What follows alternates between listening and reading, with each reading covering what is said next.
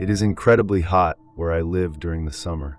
No one leaves the air-conditioned paradise that is their home unless they absolutely have to. Watching the news one night, the weatherman speaking in his usual drone informed us that there was a heat wave incoming and that it would be even hotter than it normally is over the weekend. "Oh hell no," my husband says to me, clearly irritated. "Well, why don't we go to my grandpa's cabin Friday night to avoid it?" I replied. He definitely liked the idea.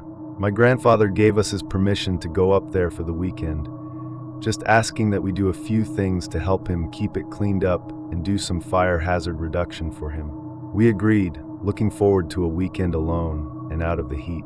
Thursday evening we pick up the keys from him and pack up our truck to leave early in the morning.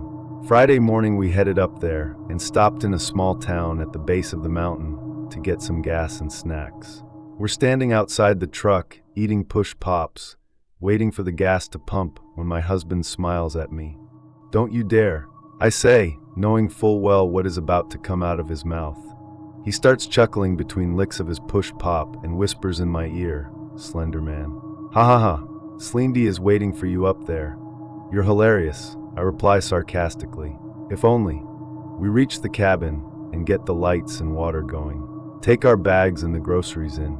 It's a little chilly, so I decide to grab some firewood from the back while he finishes unloading the truck. I stop abruptly at the side of the house as I notice some scratch marks.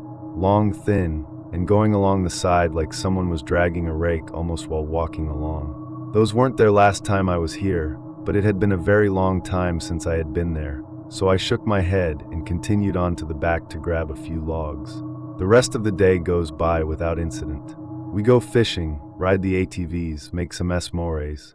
We're sitting comfortably, cuddling on the sofa, flipping through channels on whatever the rabbit ears on the TV will pick up when we hear scratching and knocking along the side of the house. My husband must have felt me tense up because he immediately says, "It's probably rats." I look at him and say, "Are you fucking kidding me? Rats? No way." The sound suddenly stops and doesn't start up again, so after an hour or so we go to bed. The next morning I go outside to grab more firewood. Curiosity gets the better of me, and I decide to go look on the side of the cabin where I heard the banging, and what I see immediately makes me want to puke. Sure, the sound was rats, being nailed to the wall. There are half-eaten rat carcasses all over the wall, surrounded by those same scratch marks that I had seen the day before. That was enough for me. I start yelling for my husband to show him. "Whoa, that's messed up," he says when I show him. "I want to leave. Like today.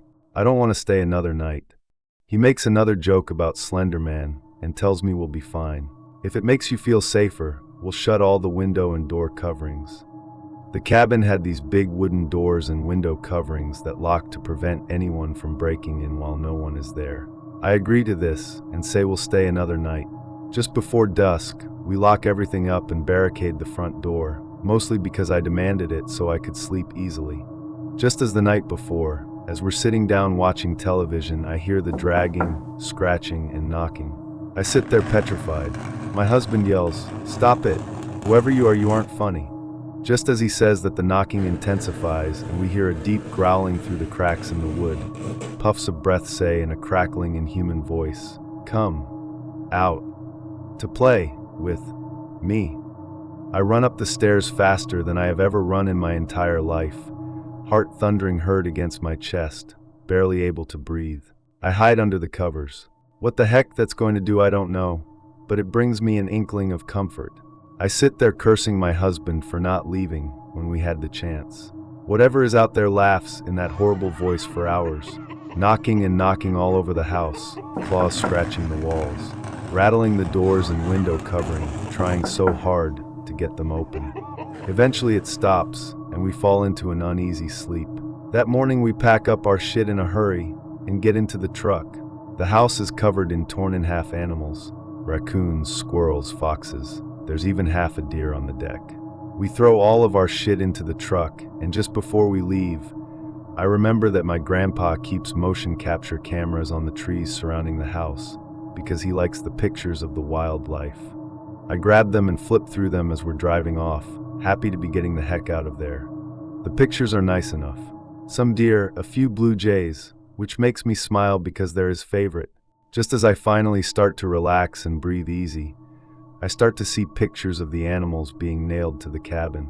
The next picture has me shaking so hard I'm about to drop the camera. Written in blood on the side of the cabin where I had originally seen the scratches are the words, "Goodbye. Thanks for playing." The final picture is what makes me scream. The first thing I notice is the yellow cat's slit eyes glaring into the camera. The minuscule, pinprick teeth covered in fur and blood and all manner of viscera.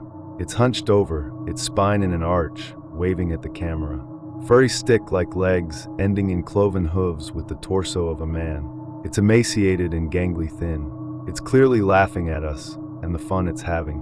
I drop the camera, willing the image out of my mind, and look out the window, just in time to see it waving at me as we drive out of the woods.